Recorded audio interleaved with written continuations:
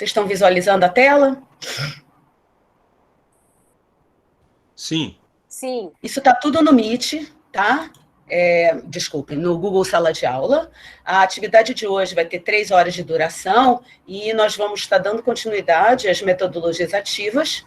E o nosso roteiro vão ser os nossos primeiros 10 minutos, a acolhida e a apresentação das atividades. Depois nós vamos nos deslocar para as salas, para os grupos, para fechar a atividade de PBL. Essa atividade vai ter 1 hora de duração e 15 minutos de avaliação nos grupos da atividade. Cada grupo vai fazer uma autoavaliação e uma avaliação da atividade, de como ela correu. Então, 1 hora e 15 minutos contados a partir do momento em que nós fomos para as salas. Depois nós retornamos para cá, para a sala principal, todos retornam, e aí nós teremos uma explanação dialogada sobre sequências didáticas, que é uma outra metodologia ativa que vai ser apresentada pelo professor Leandro. Assistiremos a um filmezinho de 5 minutos, depois iremos novamente para os grupos, mas serão grupos diferentes, por isso é que vai ser uma outra organização, e em grupos iremos discutir como que a sequência de Fibonacci, que é o que estaremos vendo, pode se adequar a cada uma das áreas que nós estaremos representando. E depois voltamos para a sala principal para ter uma plenária de 10 minutos. Então, como vocês podem ver, as atividades são bem sequenciadas, elas têm um tempo muito preciso para que a gente não avance no horário final. Então, eu vou pedir a colaboração de todos e todas para que nós não nos atrasemos na ida às salas e para que a gente consiga dar conta dos trabalhos de hoje. Então, nesse momento agora, nós vamos para os grupos. O professor Eliseu vai estar colocando aqui no chat os grupos e as salas para darmos continuidade e finalizarmos o PBL. Queria só verificar, vocês tiveram condições de fazer o mapa mental que vai ser necessário hoje para a atividade de PBL, para o fechamento? Quem de vocês teve condição de... podem falar, tá? Não precisa digitar, não. Quem de vocês, enquanto o professor Eliseu está colocando aqui no chat, vocês vão precisar utilizar os mapas mentais e o que foi pedido em termos de estudo para os objetivos de aprendizagem, para responder aos objetivos de aprendizagem em cada uma das salas, tá? Então, essa é a atividade de fechamento do PBL. O professor Eliseu já está colocando aqui os grupos no chat, então, se vocês puderem já se encaminhar para os grupos. Podemos começar?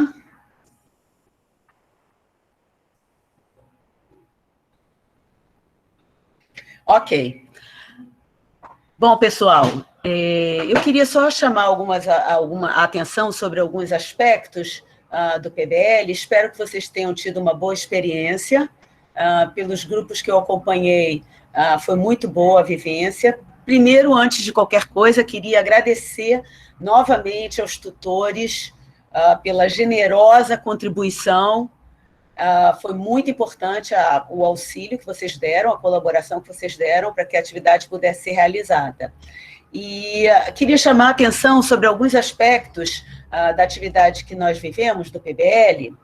O primeiro é de que a atividade de PBL, ela serviu para que, através do PBL, cada grupo estudasse e aprofundasse a discussão sobre metodologias ativas. Então, o que nós vivenciamos aqui, nesses 2 dias, nessas 2 oficinas, não foi só o PBL, mas sim, através do PBL, o estudo de metodologias ativas. E, pelo que eu acompanhei, vários grupos levantaram como objetivos de aprendizagem as metodologias ativas e os seus vários tipos. Então, espero que vocês tenham se beneficiado da atividade de PBL para estudar metodologias ativas e os seus vários tipos. Outra coisa importante é a confecção do mapa mental. O mapa mental é fundamental para exatamente sistematizar os pensamentos e poder organizar eles e poder organizar eles para se responderem os objetivos de aprendizagem. Então, eu percebi que alguns estudantes não realizaram, não fizeram o seu mapa mental, mas mesmo assim puderam verificar e ver alguns mapas mentais que foram feitos por outros estudantes. E como atividade desta oficina, é a postagem do mapa mental. O mapa mental é individual. E numa sessão de PBL com mais tempo, ao final, na sessão de fechamento, é confeccionado um mapa mental coletivo a partir dos mapas mentais individuais. Eu queria só compartilhar com vocês algumas rubricas para avaliação que nós não utilizamos, mas que também são muito importantes no PBL. Eu não sei se vocês estão visualizando, estão conseguindo visualizar? Essa é uma rubrica mais ou menos padrão de uma sessão de abertura e de uma sessão de fechamento do PBL. Tá? Então, aqui se coloca o nome dos discentes e aqui as informações sobre qual foi a sessão tutorial. Então, toda a sessão de abertura é feita uma avaliação, tá? E toda a sessão de fechamento também é feita uma avaliação nos 20 minutos finais da sessão. Tá? Então, o que é perguntado? Se teve problemas de relacionamento interpessoal, se ajudou na construção da temática, isso é por estudante. Tá? Como é que isso é avaliado? É avaliado por insuficiente, minimamente suficiente e suficiente. E são dados pontos. Tá? Se participou adequadamente da chuva de ideias, se participou da construção dos objetivos de aprendizagem. Essas são avaliações que são feitas na abertura. E no fechamento, se ajudou o grupo a discutir os objetivos de aprendizagem, se justificou os seus objetivos citando bibliografia diversificada, se reconheceu dificuldades e agiu para superá-las, se foi comunicativo, se teve um bom relacionamento interpessoal, e aqui é uma autoavaliação, cada discente se autoavalia. Então, como vocês podem ver, é claro que a gente não conseguiu fazer isso, porque mal tivemos tempo de avaliar, mas isso é fundamental a cada sessão de abertura e a cada sessão de fechamento. E também os discentes avaliam... Oi, pode falar, Daiane. Essa planilha está lá no Classroom? Não. Vou colocar depois. Para a gente ter o modelo? Muito obrigada. Envio, pode deixar, eu boto lá. Eu estou mostrando aqui, porque como nós não íamos ter tempo de fazer a avaliação desta forma, eu preferi nem compartilhar com vocês. Mas, além dessa avaliação, também os discentes avaliam o problema e o tutor. Tá? Também como satisfatório e insatisfatório. Então, porque muitas vezes não é um problema do grupo, a sessão não funcionou por uma questão do problema, que está mal feito, e até mesmo pelo tutor. Então, tudo é avaliado no PBL. Então, como problema, se pergunta se o problema facilitou a tempestade de ideias, se permitiu a compreensão da elaboração dos objetivos, se possibilitou a utilização de conhecimentos prévios, se estimulou o estudo, se estimulou a análise, se estimulou a argumentação, se estimulou a criatividade, a situação do problema, se a situação do problema é usual, se o contexto dele é real, se utilizou um vocabulário adequado. Eu não sei se vocês lembram, mas na abertura, na sessão inicial, quer dizer, na sessão passada, no encontro passado, eu expliquei que o problema é a chave do PBL e que ele tem algumas características técnicas para ser elaborado e algumas preocupações de quando se elabora ele. E todos esses aspectos aqui deveriam estar contemplados no problema. E o tutor também. Né? Se o tutor foi assíduo e teve pontualidade, se demonstrou entusiasmo, se fez perguntas que estimularam e permitiram maior fluidez do diálogo, se encorajou o pensamento crítico, se teve um bom relacionamento interpessoal. E é muito importante que toda sessão, e vocês espero que utilizem o PBL como metodologia nas suas salas de aula, façam essas avaliações e que também se avaliem enquanto tutores e avaliem o problema formulado, tá? Nem sempre o problema que vocês vão estar utilizando foi elaborado por vocês. Mesmo assim, esse problema tem que ser avaliado e a atuação discente e docente sempre tem que ser avaliada, tá? É a chave para que o sistema funcione bem. E embora nós não tenhamos conseguido fazer o PBL com todos os ritos e mitos que deveria ter sido feito, eu acho que o que vivemos deu para ter uma degustação do que seria o PBL e que vocês utilizem essa metodologia em outros momentos. Você quer falar, Leandro? Não? Então, eu queria só brevemente, se alguém tivesse...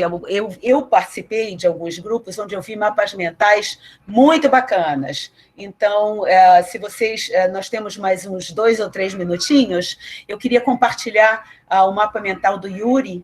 Yuri está aqui? Sim, sim. Yuri, você poderia compartilhar seu mapa mental aqui na tela? Só para os que não tiveram oportunidade de fazer o mapa mental, terem uma ideia do que se trata, e mesmo porque a atividade desta oficina e da anterior é a postagem do mapa mental. Tá? Todos e todas deverão postar o mapa mental. Então, eu queria compartilhar o de Yuri, que é um mapa mental. O Yuri, inclusive, usou... Qual programa você usou, Yuri? Google. O Google. Simples assim. Ele foi no Google e criou o seu mapa mental. Pronto. Isso é um mapa mental. Ele traz ideias, ele traz conceitos, ele não traz frases inteiras, nem textos inteiros, e esses conceitos, eles é que disparam o conhecimento que está por trás. Este é um bom exemplo de mapa mental que eu quis compartilhar. Se algum outro tutor quiser compartilhar um bom mapa mental, porque mapa mental é muito importante também para a metodologia de PBL. Então, se alguém quiser compartilhar algum outro mapa mental que tenha feito, é bem-vindo. Infelizmente, eu adoraria fazer uma rodada aqui na plenária de avaliação das experiências que vocês tiveram, mas a gente não vai ter oportunidade de fazer isso nesse momento. Eu espero que a gente consiga retomar em outro momento, mas acho que dou por satisfeita a atividade e espero que todos tenham usufruído da atividade de PBL. Então, dou por encerrada essa parte, passo para Leandro, que vai estar conduzindo agora outra metodologia ativa, que é sequência didática.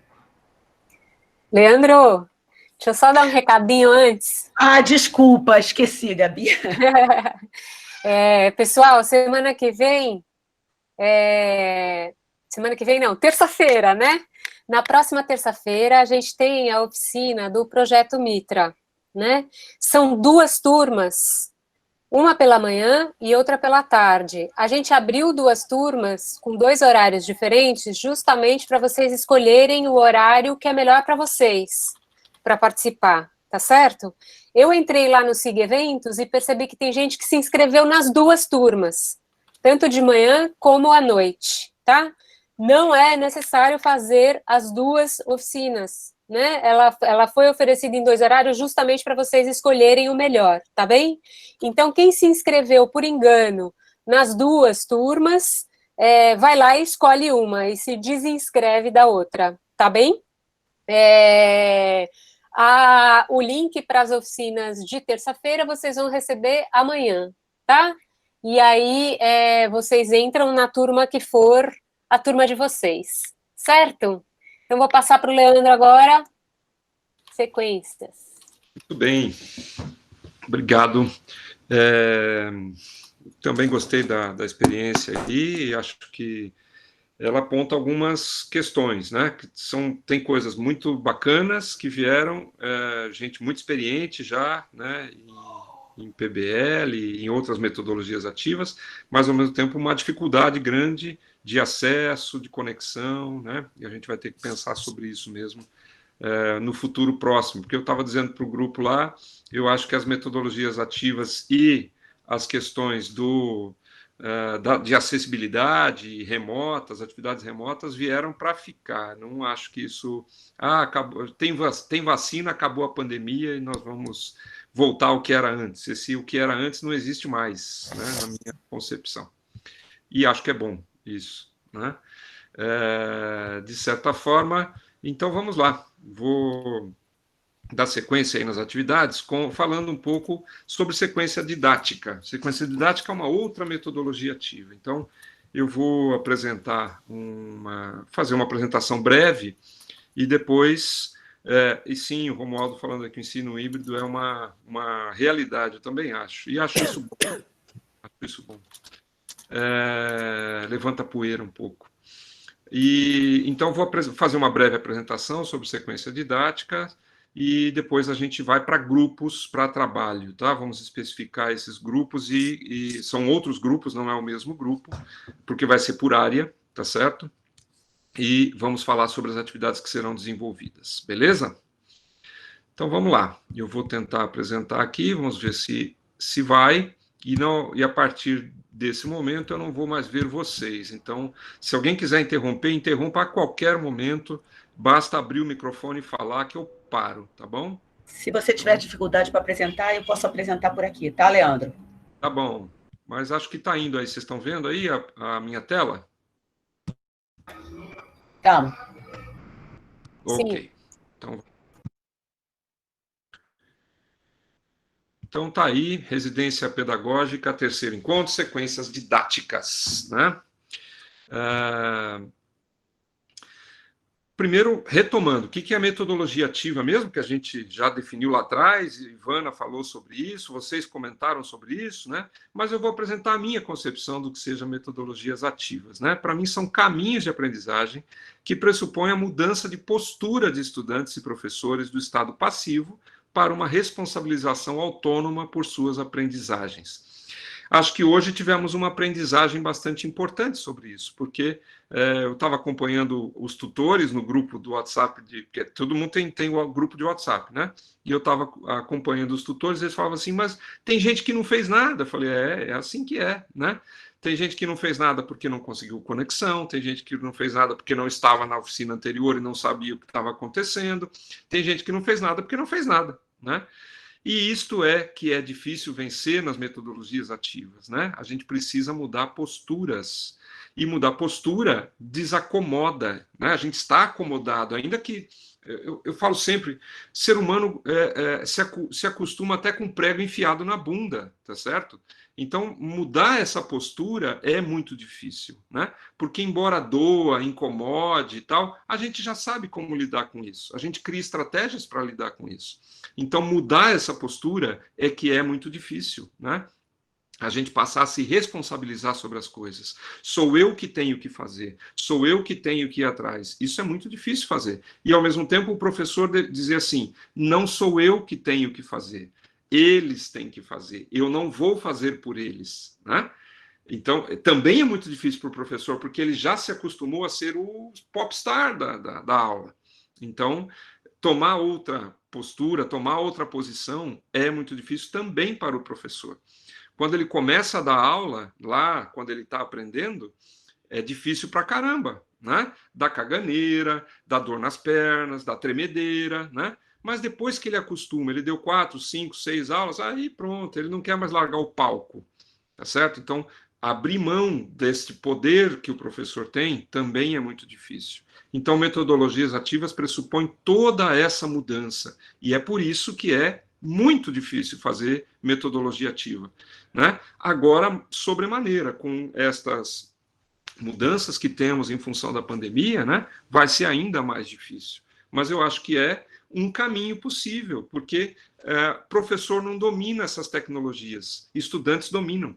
E isto é abre uma brecha importante para que o professor reconheça que não sabe tudo, por exemplo, e que conte com o auxílio e o apoio dos estudantes. E aí sim, haja possibilidade de construção coletiva desse processo, tá? Então, acho que isso é importante. Exemplos, já vimos com a Ivana, metodologia de projetos, que não vamos trabalhar aqui, sequência didáticas, vamos fazer agora, flipped classroom, que é a aula invertida, né? Em vez da aula ser durante esse espaço aqui do encontro presencial, a aula é, na verdade, algo que está para casa. Ou é uma videoaula, ou é uma lição, ou é algum trabalho que ele vai fazer, e depois a aula serve para um momento de compartilhar, de tirar dúvidas, né, de conversar, de discutir a respeito do que foi a aula em casa, né? O TBL, que é o Team Based Learning, que é uma aprendizagem em grupos, né, em pares, vamos dizer assim, onde é feita uma série de testes, né, e tal. Eu, particularmente, não suporto, mas tem gente que gosta, né? Tem gente que aplica dentro da UFSB, né, com relativo sucesso. Então, eu acho que isso também, a gente tem que permitir escolher quais são dessas metodologias que a gente vai aplicar. Algumas vão funcionar bem, outras não. Mas o mais importante é a gente experimentar, né? A gente aprender a experimentar, né? Isso é legal. O peer instruction, que é também uma aprendizagem por pares, né? A gamificação, né, que eu tenho dificuldade, porque eu odeio jogo, mas tem gente que adora. Então, quem gosta pode transformar os conteúdos em jogos, né, para a aprendizagem. Isso é muito bom. Tem muita gente que gosta de jogo, né, jovens, crianças, adoram jogos em geral. Então, é uma habilidade que pode ser desenvolvida. O PBL, que acabamos de ver, alguns lembraram também, o Design Thinking também é uma forma, né, um pouco diferente, parecida com metodologia de projeto, parecida com PBL, mas um pouco diferente, porque tem produtos diferentes em relação ao Design Thinking. Tá? Alguns até já experimentaram aí essa possibilidade. Muito bem. Então, o que é sequência didática? É uma espécie de aprendizagem por etapas, né? Degraus mesmo de aprendizagem, do mais simples para o mais complexo, o que não quer dizer do mais fácil para o mais difícil. Muitas vezes o simples é difícil, né? Contrário de simples é complexo, contrário de fácil é difícil. Mas tem coisas que são simples, mas difíceis, né? Podem me dar um exemplo de uma coisa simples, mas difícil? Não é uma pergunta retórica, podem responder.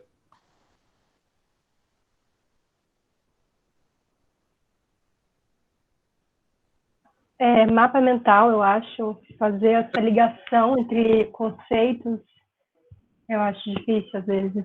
Exatamente, né? É uma coisa simples, porque é um rabisco, né? Pegar conceitos e colocar, mas essa escolha dos conceitos, né? E o que isso envolve, como isso será representado para depois fazer sentido, né? Isto não é uma atividade complexa, portanto, né? Não melhor dizendo, ela é uma atividade simples, né? Relativamente simples, mas ao mesmo tempo difícil de fazer porque envolve uma série de circunstâncias, né? E o contrário também, existem atividades ou coisas difíceis, mas que são coisas fáceis de fazer, mas que são complexas, né? Por exemplo, dar um abraço em alguém. Dar um abraço em alguém é uma atividade complexa. Complexa porque quer dizer plexo junto, né? Plexo é peito, né? Complexo quer dizer isso, aquilo que a gente faz junto com o outro, aquilo que envolve uma série de questões que não dizem respeito só a mim, mas dizem respeito ao outro e a várias coisas que os envolve, né? Então, é uma atividade complexa. Muito bem. Por que trabalhar com sequências didáticas, né? Primeiro, porque elas apresentam-se como alternativas às formas clássicas do ensino e do trabalho escolar. Quer dizer, então, possibilita aí que a gente mexa, que a gente faça coisas diferentes, que a gente experimente, né, algo diferente que não aquela forma clássica que a gente vem criticando da escola prussiana, né, da escola onde o professor é o iluminado, o dono do conteúdo, e que tem uma relação de poder, né, em relação aos estudantes, para uma outra forma, que é uma forma de construção, né, uma forma de processo, que a escola não está, por enquanto, a trabalhar com tanta eficiência e com tanta vontade, digamos assim, né? possibilita a aprendizagem gradual, organizada e sistematizada de conteúdos de forma disciplinar, multidisciplinar ou interdisciplinar. Quem escolhe? O professor. Ele pode fazer uma sequência didática só na sua disciplina, com determinado conteúdo, né? Mas ele também pode optar por fazer multidisciplinar, com vários olhares, né? Como as outras áreas abordam aquela questão, ou ele pode optar por fazer interdisciplinar, onde se perdem os limites, né, de uma área ou de outra. Começa numa área, mas vai para outra, utiliza coisas de outras áreas, né? E isso é interdisciplinar, é o que está no meio das disciplinas, né? E não as próprias disciplinas. Então, é uma opção que o professor pode escolher, né? Organizam os momentos de uma aula ou de um conjunto de aulas. Então, uma sequência didática pode durar uma única aula de 50 minutos, por exemplo, né? Que, infelizmente, as aulas ainda têm 50 minutos, e depois, esse é um desafio a vocês que eu deixo para o final. Enquanto vocês vão fazendo isso, vocês vão pensando nisto. Talvez alguns saibam a resposta. Por que as aulas hoje têm 50 minutos? Tá? Esse é o desafio. Até o final da oficina de hoje, vocês me respondam, né? Se alguém souber, por que as aulas têm 50 minutos. Não vale consultar o Google, tá? Ou vale também, não tem problema. Então, a sequência didática pode ser uma coisa que se resolve naquela mesma aula, ou uma sequência de aulas, de semanas, de meses, aí o professor é que vai determinar, mas, em geral, aumentando o grau de complexidade. Então, começa de uma forma mais simples, de identificação de conteúdos, de conceitos, etc., depois de aplicação desses conceitos, e, finalmente, de avaliação, de análise, né, numa coisa mais complexa, portanto. Tá?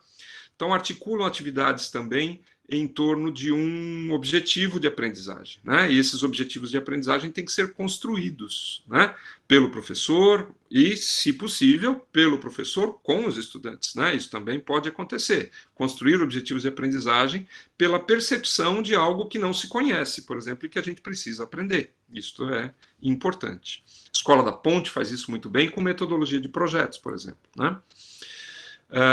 Permitem dosar os conteúdos e exercitar os vários níveis de profundidade dos conteúdos, básico, operacional e global. Quem apresenta essa divisão é o Gerhard Bloom, mas ela também é utilizada, por exemplo, no Enem.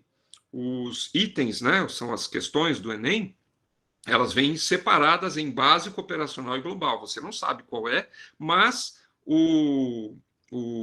a palavra-chave ali de cada um dos itens diz para você qual é o nível, se ela é básica, operacional ou global. Então, é o verbo de ação que está ali colocado que vai dizer. Se está lá indicar, conceituar, listar, ou coisa parecida, né, identificar, é básico. Se está lá, utilize a fórmula, né, utilizar a fórmula tal, utilizar o conceito X, né, e tal, é operacional. Né? E se está lá, avaliar, analisar, julgar, né, sistematizar, tal, é global, porque aí envolve uma análise mais complexa, né, um posicionamento mais complexo do estudante. E, por isso, os valores dos itens do Enem são diferenciados, né? Então, é aí a teoria de resposta ao item. Quem nunca leu sobre isso, vale a pena se informar para entender como funciona o Enem, né? A gente precisa ser treinado para fazer o Enem também, e isso é fundamental. Inicialmente desenvolvido, então, pela Delia Lerner, que é da área de linguagem, né? Então, essa metodologia da sequência vem da área de linguagens, né?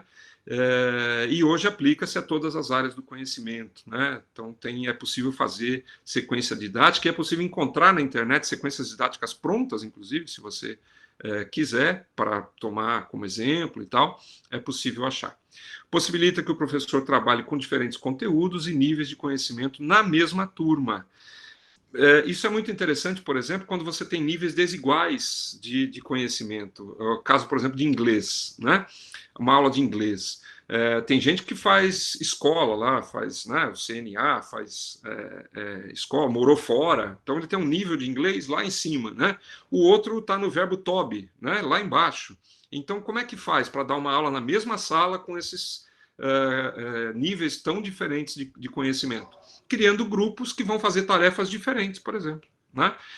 E que depois se misturam, e aí um ensina para o outro, né? Há momentos de compartilhamento e há momentos em que são atividades separadas. Então, quem vai dizer e determinar isso é você, pelo reconhecimento dos níveis diferentes em que cada turma se encontra, né? Isto é importante. Facilita a avaliação da aprendizagem e das dificuldades encontradas por cada um dos estudantes. E em que nível está esta dificuldade?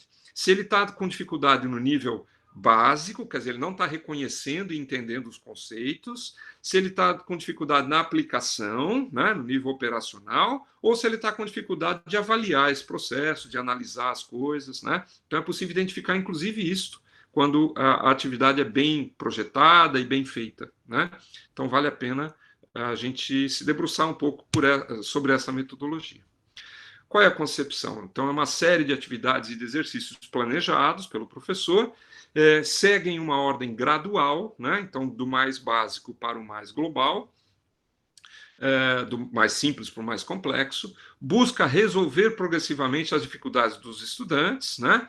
E facilita a tomada de postura crítica e desenvolve a autonomia de estudantes, de estudos dos estudantes. Por quê? Porque ele se responsabiliza, da mesma forma que no PBL, pelo seu desenvolvimento, pelo seu conhecimento. Não é algo que o professor vai dar aula. Ele pode até encaixar no meio de uma sequência didática uma aula, por exemplo. Isso é possível.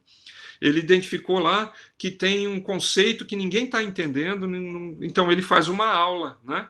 Que pode ser uma videoaula, né, por exemplo, mas pode ser uma aula mesmo, presencial, no caso, né, em que ele explica determinados conceitos, né, para a turma toda. Isso é possível, tá certo? Então, uma sequência didática pode incluir aulas, mas não necessariamente, tá? Então, tá aí, um mapa mental, né? Uma sequência didática então, aí, exige uma negociação, né? Estou mostrando aqui, ó, exige uma negociação, tá certo? Entre quem? Professores e estudantes, né? Amplia a compreensão, né? Olha lá, amplia a compreensão porque vai além daquilo que o professor poderia dizer. Enquanto é uma pessoa, o professor, no caso, dizendo o que eu tenho uma única mente pensando. Quando eu tenho 50 pessoas dizendo o que eu tenho uma ampliação dessa compreensão, né? Isso é importante. Define um percurso para uma situação-problema, não é? Então, traz esta situação-problema, assim como o PBL traz, né? Que pode ser um problema real, pode ser um problema ideal, né? Idealizado, e do qual se desmembra para uma avaliação, por exemplo, né? Se desmembra da avaliação para uma análise do processo como um todo. Também se desmembra para uma proposição de soluções para aquele problema, né? E envolve, portanto, a postura do aluno, a mudança de postura para uma postura ativa, nesse caso aqui, propondo soluções, né? E aí pode gerar a produção de textos, pode gerar ações, né? E também da situação-problema gera uma discussão. Essa discussão pode trazer reflexão, sínteses, né? Também uma contextualização, então, que vai envolver aí uma dimensão social, a partilha dos significados e uma ressignificação, né? Trazendo uma nova forma de interpretar e pensar aquela situação-problema, né? Então, a partir da contextualização. E, claro, uma investigação, né, na forma da metodologia científica. Passei, desculpe. Na forma da metodologia científica, né? Então, a construção de hipóteses, a pesquisa, a metodologia, as aulas práticas, a leitura, a análises e estudos do meio. Tudo isso pode ser desmembramento da situação-problema que vem com a sequência didática, tá certo? Então, o professor pode, propondo a sequência didática, já pensar nesses produtos, né? A formulação de hipóteses, a pesquisa, a metodologia, leituras, estudos do meio, saídas, né? E por aí vai. Então, também traz, portanto, objetivos, né? Detalha esses objetivos, deixa esses objetivos de aprendizagem claros, né? Sistematiza conhecimentos, porque produzindo tudo isso você está sistematizando, né? E potencializa ensino-aprendizagem, né? Eu não gosto da palavra ensino. Deixei aqui para quem gosta, né? Eu acho que tudo é aprendizagem, ninguém ensina nada para ninguém, mas não impede que você também potencialize o ensino, se for este o seu caso, tá certo? E favorece a interdisciplinaridade. Por quê? Porque para pensar numa situação problema, numa situação real, ela não tem uma única faceta. Ela não é uma questão só de história, ou só de matemática, ou só de geografia, de física. Ela é uma questão que pode ter várias soluções, dependendo da contextualização e do tema, claro, que eu abordo, tá certo? Então, tá aí o mapa mental. Isso tudo tá lá na pasta para vocês, tá, gente? Bora fazer uma? Vamos lá? Então, eu vou dar um exemplo primeiro aqui, de uma que eu fiz para aulas do 9º ano, eu acho que eram. Não, essa era ensino médio. Primeiro ano do ensino médio, olha lá. Numa escola que eu dei aula em São Paulo, em São Bernardo do Campo, em São Paulo. Então, tá lá. Atividade 1. Né? O aluno recebe isto, tá certo? Ele recebe dizendo lá, bom, atividade 1. Formar grupos de 3 a 5 pessoas. Então, ele vai formar o grupo. Pesquisar e selecionar bibliografias, vídeos, artigos, reportagens, tal, que discutam os temas a seguir. Discutir com grupos melhores materiais encontrados para compor um acervo de consulta. Tudo isso dura uma aula. Então, veja, o aluno não precisa me perguntar o que ele vai fazer nesta aula. Está tudo descrito aqui. Né? E nem quanto tempo, porque ele tem que gerenciar o tempo dele. Ele tem uma aula para fazer tudo isso. Tá certo? Isso responsabiliza o aluno, né? E tira da minha posição a necessidade de ter que responder e tirar dúvidas sobre o que vai acontecer. Não, está aqui o que vai acontecer. Né?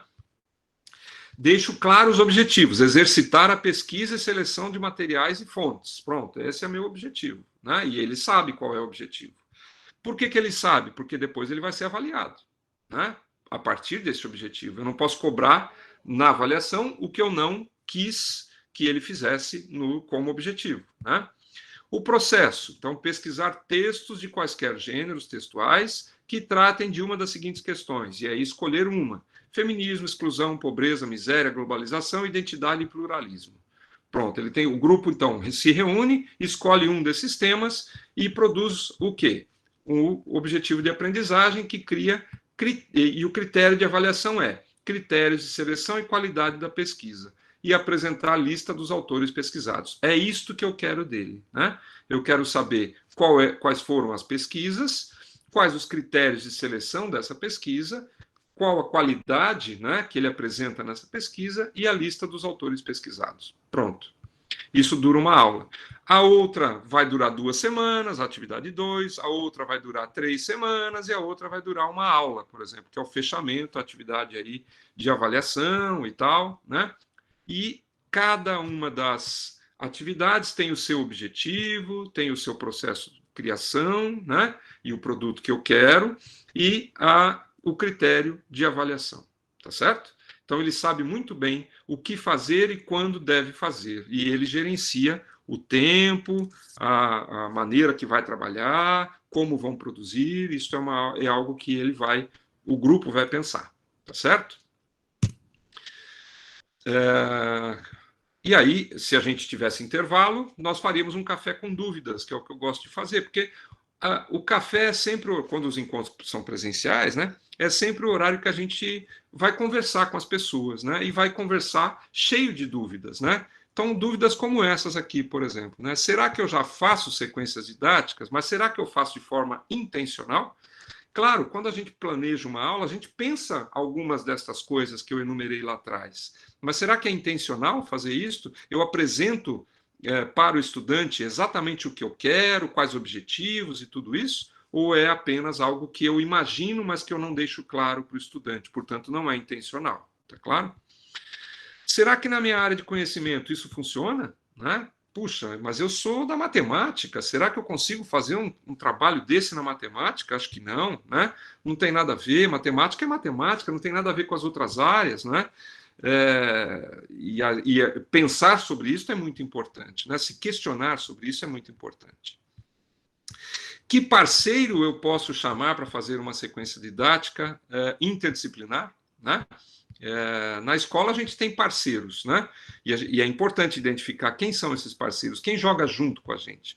Alguns a gente trabalha bem, outros a gente sabe que não consegue trabalhar, e identificar quem são esses parceiros e como eu posso, então, interagindo com ele. Ah, pô, mas eu sou da matemática, mas tem um cara lá que é de inglês. Será que eu consigo fazer um trabalho interdisciplinar com ele, que é meu amigo, meu parceiro e tal? Pode ser, né? Como? Né? É essa questão, né, que deve estar no ar, né, quando a gente pensa sobre isso.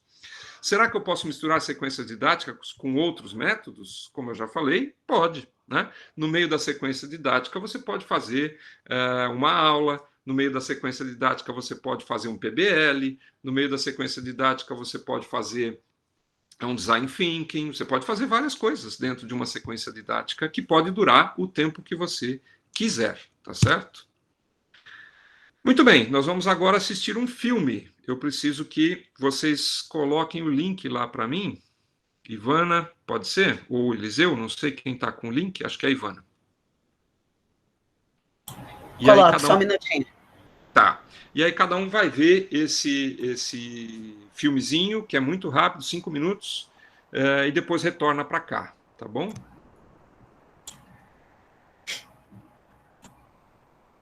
Não é possível passar direto? É isso que eu ia sugerir. Por que a gente não passa direto? Eu posso exibir daqui.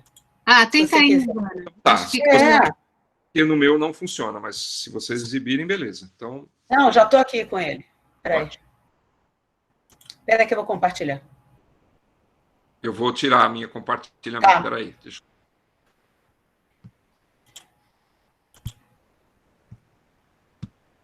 Compartilhar, tá? Tá.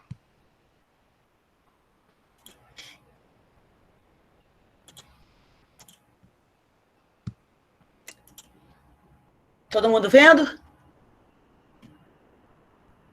Tá começando. Sim. Posso rodar? Sim. Tá.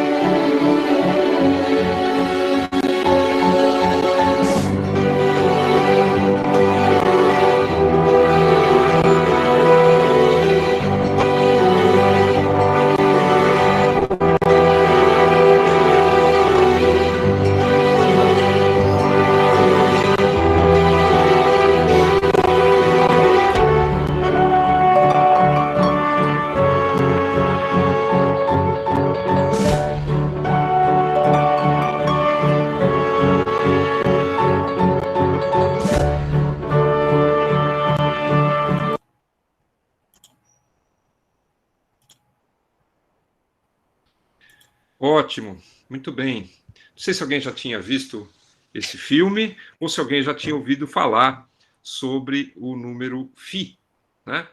Ou o número de Deus, também chamado número de Deus, né? Tem várias denominações, né, para ele. É uma sequência de números que um tal Fibonacci, né, é um italiano, né, gente boa, todo italiano é gente boa, descobriu, né? A internet não está funcionando aí, Lucimeira, não tem problema. O link da coisa também vai estar lá no Google Classroom, vocês podem ver depois, tá? Isso. Número de ouro, a Júlia está lembrando, exatamente, número de ouro, né? É uma sequência de números que o Fibonacci estudou a partir de coelhos, né? Ele estava preocupado em entender como os coelhos se reproduzem, né? Com tanta velocidade.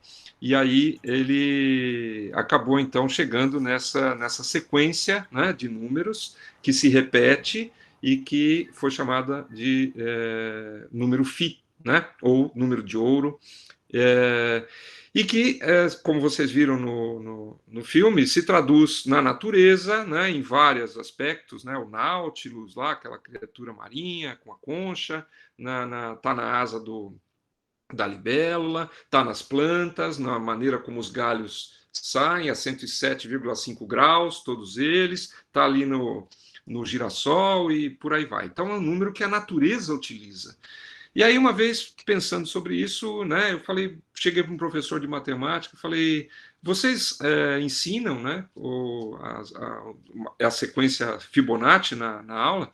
Ele falou assim, a gente apresenta quando fala lá de números primos, né, de outras sequências, tal, e só, né? E eu falei, puxa vida, um número que é o número da natureza, né, que explica a natureza, explica não, mas que pelo menos identifica como a natureza reproduz, cresce, né, e tal, e apresentamos ali quando falamos de sequências numéricas, né?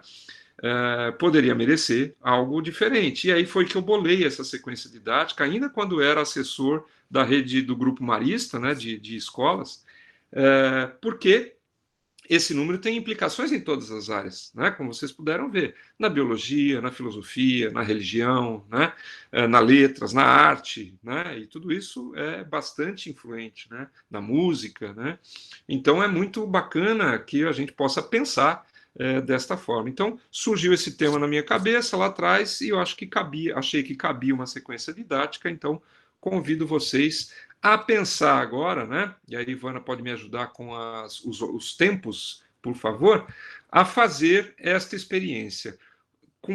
De posse dessa sequência Fibonacci, né? Dessa sequência de números, como é que eu posso trabalhar essa questão, né? Dentro da minha área? Tá certo? É um pouco essa a ideia da discussão dos grupos que nós vamos fazer. É isso, Ivana, que está programado? Eu já não lembro mais, sinceramente. Exatamente isso, Leandro. A ideia é que cada um se desloque para o grupo que Eliseu vai colocar aqui no chat e vocês voltem 10 minutos antes de meio-dia. Então, 11h50, todo mundo de volta para que a gente possa, na plenária, discutir um pouco o que vocês conversaram em grupo. Mas a ideia é de que, nos grupos, cada grupo pense como é que pode adequar ou aplicar a sequência Fibonacci na sua área. E essa atividade está prevista até 11h50. Tá? Para que a gente não avance no horário de vocês. Então, Eliseu já está colocando aqui os grupos. São grupos diferentes, esses grupos são por área. Tá? Então, nós dividimos as áreas prioritárias e as áreas gerais, e vocês vão estar discutindo, vocês vão ter até mais tempo do que o que estava previsto, até 11h50, para discutir como é que a sequência Fibonacci pode ser aplicada ou adequada à sua área. Tá? E dentro daquele... Nós não disponibilizamos um modelo de formulário, porque é bastante fluida essa aplicação, mas vocês podem se basear no que Leandro mostrou aqui nos slides. Tem aquele outro arquivo, Leandro, que você também tinha criado, está disponibilizado também, você quer mostrar para eles? Pode aquele ser. Outro arquivo, está disponibilizado, tudo isso está no Google Sala de Aula, vocês podem entrar lá e baixar, tá? Eu vou ver se eu acho aqui para Se mostrar. você não achar, eu tenho ele aqui disponível. O pessoal já está indo para as salas, viu? Então... Então, tá bom. Bom, então, a gente Talvez a gente possa... a gente vai mediando nas salas, mas a volta é 11h50. Isso, seria interessante, então, se sobrar tempo, como a gente tem um tempo a mais, se sobrar tempo, já tentar criar um modelo aí, uma iniciativa de sequência didática na área envolvendo a sequência Fibonacci. Era importante ter salientado de que a atividade para casa é a criação dessa sequência didática. A gente fala depois. Tá bom, tá certo. Depois a gente retoma, porque o pessoal já está saindo e eu acho que eles vão ter meia hora para discutir, não vai dar tempo de começar. Beleza. Pessoal, voltando. Estão ouvindo? Alguém dá um ok? Então, em cima, pode falar, Leandro. Beleza. Todo mundo ouvindo. Então, acho que vamos retornando, né? O pessoal está acabando aí as tarefas nos grupos, mas não há problema também se não terminar, né? A gente pode retomar isso depois. Acho que, assim, o importante é que vocês discutiram, provavelmente, aí nos grupos, sobre a possibilidade ou não, né? Como fazer, pensar um pouco como fazer a aplicação deste tema da sequência Fibonacci numa sequência na sua área, não é isso? Muito bem. Nós teremos uma tarefa final, né, que vai ser a construção por cada um de vocês de uma sequência didática na sua área, né, e que interaja de forma interdisciplinar. Então, como que na sua área você pode puxar conteúdos, puxar questões ou ligar, né, principalmente esses conteúdos com outras áreas.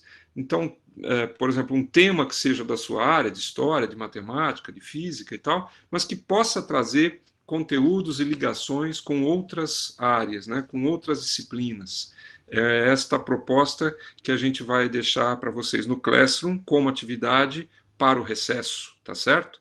Para quando a gente voltar lá em janeiro, estarem postadas, tá certo? Então, Ivana ou Eliseu, não sei quem vai, ou Gabriela, vão fazer isto, colocar lá a atividade no Classroom direitinho. Já está posta, Leandro. Está posta. A atividade já está postada. Ciência é isto, né? É o segredo das coisas. Então, Ivana, muito eficiente, já postou lá a atividade do Classroom e é essa que vai ficar, então, para vocês fazerem durante o recesso, tá certo? Acho que podemos fazer uma breve avaliação, e aí a Ivana vai conduzir isso.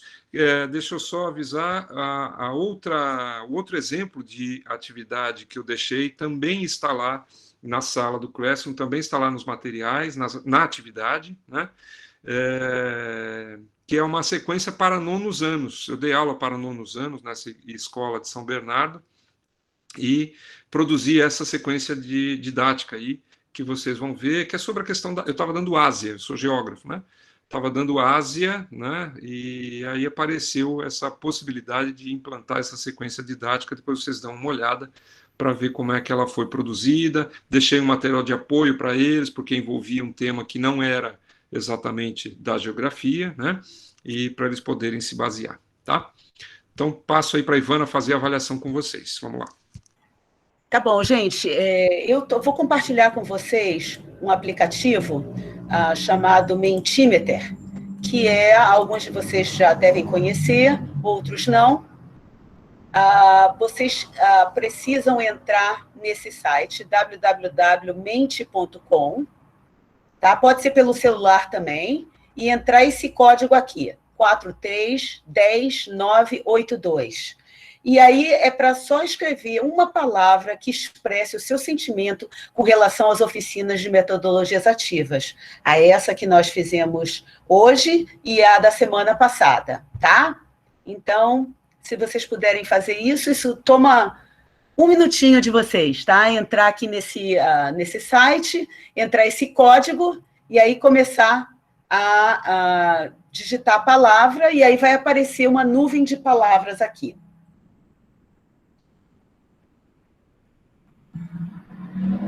Todo mundo está visualizando? Sim, prof. E olha, tudo que a gente está usando é uma forma também de demonstrar a vocês como utilizar diferentes estratégias para fazer avaliação. Essa é uma excelente estratégia de fazer avaliação, quando você tem pouco tempo. Então, já estão começando a aparecer palavras aqui, criatividade, e as palavras que ficam maiores são as que se repetem. Aqui muitas pessoas vão digitando. Então, já temos criatividade, participação, enriquecedor, gratidão, interatividade, eficiência, gamificação, aprendizagem, construção, autonomia.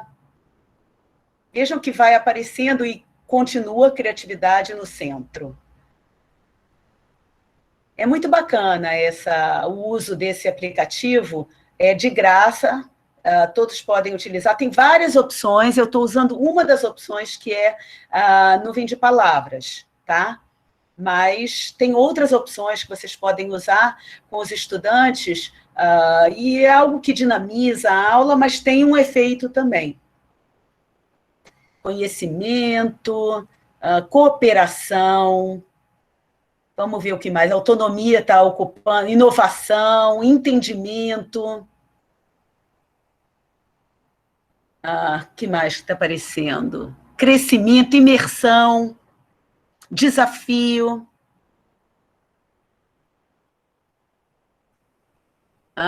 Deixa eu ver o que mais. E vocês estão vendo que a nuvem vai se construindo na medida em que as pessoas vão inserindo palavras. E agora, conhecimento passou a ser o centro, e não mais criatividade. Vejam que interessante. Autonomia, conhecimento, cooperação, criatividade e aprendizagem estão no centro. Está ficando pequenininho, não estou conseguindo ler todas. Corresponsabilidade.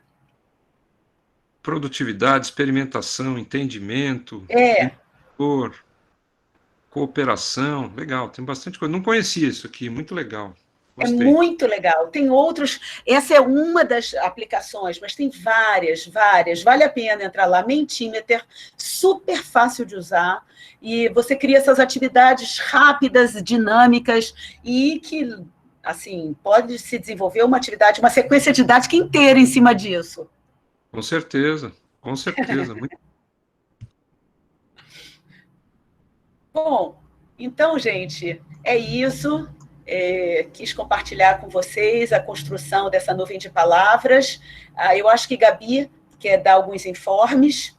Isso, já abri aqui. Deixa eu só trocar meu layout aqui para eu poder enxergar vocês também. Quer que eu feche a apresentação, Gabi, da nuvem de palavras? Não, acho que pode deixar rolando. Eu queria só pedir para vocês agora, gente, preencherem, eu coloquei o link aqui no chat, preencherem o Google Form com a presença e a disponibilidade de vocês no mês de janeiro, tá? A gente vai ter uma reunião no final dessa semana, da semana que vem, já estou na semana que vem, ó, para a gente definir as datas. E como a gente tem estudantes que são adventistas e não podem se encontrar nos sábados, a nossa ideia é que a gente possa alternar, né? E fazer algumas oficinas durante a semana, nesse período em que não estaremos em aula, tá? Então, preciso que vocês respondam lá no Forms qual que é a disponibilidade de horário para vocês durante o mês, para a gente poder se organizar e fazer a proposta das datas, tá bem? Opa! Então, eu vou colocar aqui o link de novo, Rafael, para você poder ver aí.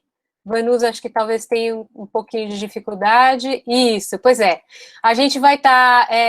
então, vou repetir, tá bom, gente? Semana que vem, na terça-feira, a gente tem a oficina do Projeto Mitra. São 2 turmas, 2 possibilidades de horário.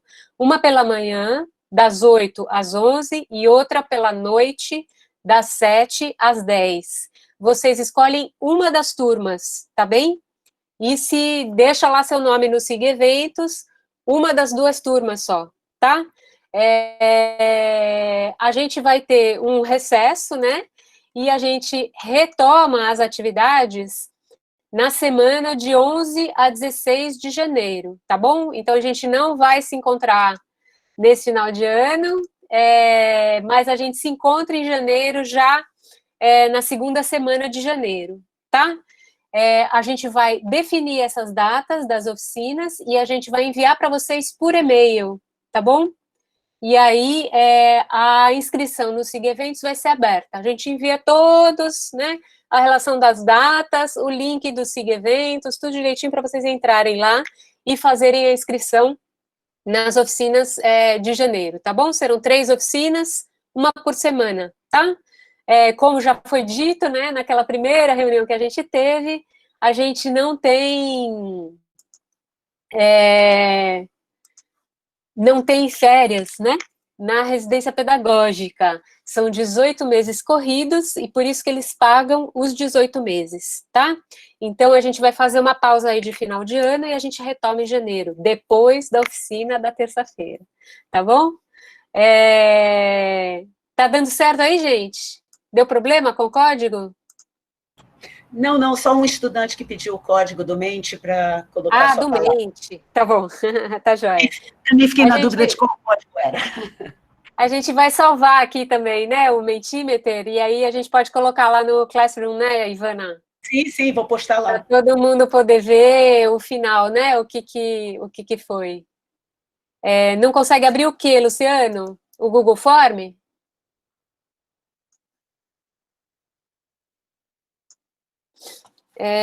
Vou copiar e colar de novo para ver se resolve, tá bom? Às vezes resolve, às vezes não resolve. Eu peço desculpa a todos e todas por não ter a minha câmera, não sei o que está acontecendo, vou ter que restartar o computador, então hoje eu não pude projetar a minha imagem. Mas... É mentira, porque não tomou banho. Quem não toma banho não abre a câmera. Não, ao contrário. Tomei banho e lavei o cabelo para vir cheirosinha. Gente, então, olha, agradecer, muito obrigada ao Leandro aí por ter organizado os tutores, todo mundo. Fala, Pedro. Deixa eu te falar. Aqui no SIG Eventos, o programa Mitra, qual que é de tarde, qual que é de noite? Aqui só tem turma 1 e turma 2. Turma 1 de manhã, turma 2 à noite, tá? Tá, beleza. Obrigado. Turma 1 pela manhã, turma 2 à noite, tá bom? Certo. Então, revejam aí as inscrições de vocês. E aí, a gente fecha na semana que vem, tá bem? Isso. E voltamos em janeiro. Boa tarde a todos e todas. E vou estar nas oficinas de terça-feira acompanhando vocês, tá bom? Eu não vou estar porque eu estou trabalhando. Então, boas festas para vocês, bom recesso e até a próxima. Até logo. Tchau, gente. Tchau.